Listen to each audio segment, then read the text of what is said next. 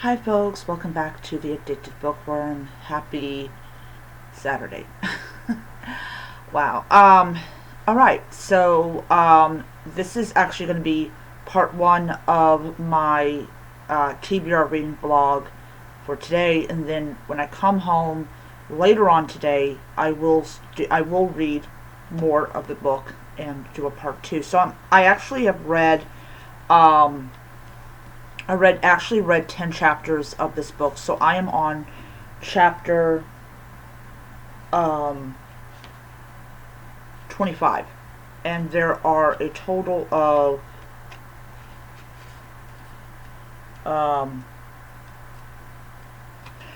there's 35 chapters in the book, so I am 10 chapters away from finishing this book. I may just go ahead and just finish it today.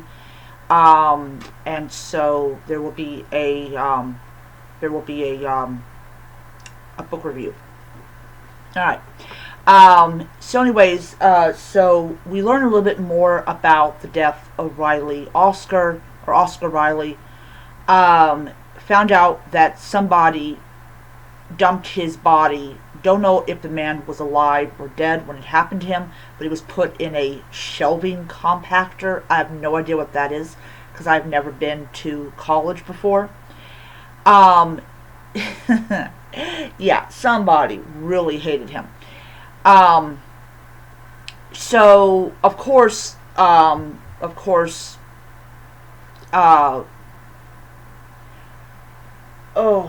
sorry about this. My brain's not burning today.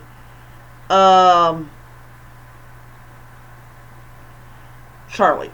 Okay. Charlie. So Charlie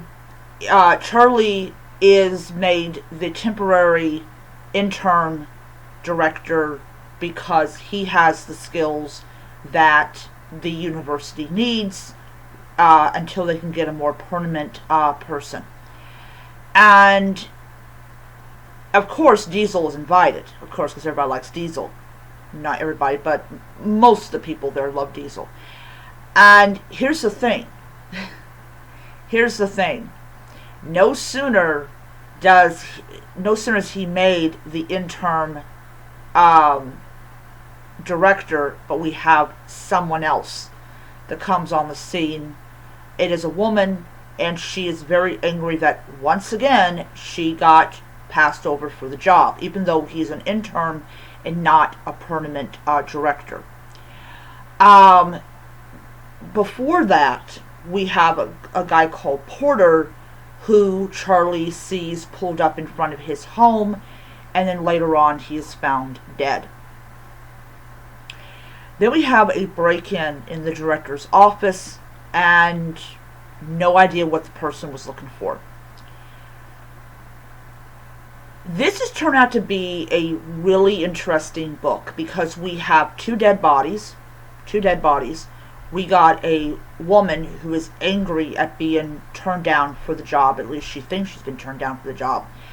And they admit she's had issues with two other. She's had an issue with a director who left, and she had an issue with the interim director who was basically put into a shelving compactor. The only thing that links Charlie's friend to the murder is a tube of lipstick. However, that could be anyone's lipstick. But the police believe it's his friend's lipstick. Something tells me that it is a woman who did it. Because, really? Anyways, I might be totally wrong. But something tells me I'm not.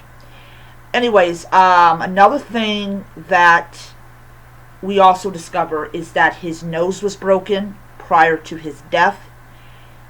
I don't know how they figured that out with the fact that he was put into a compactor. But we also have this one call. He used to be a NFL player until he had to leave because of injuries. So he might be the one who did it, and he planted the lipstick. No idea. But something's telling me it's a woman.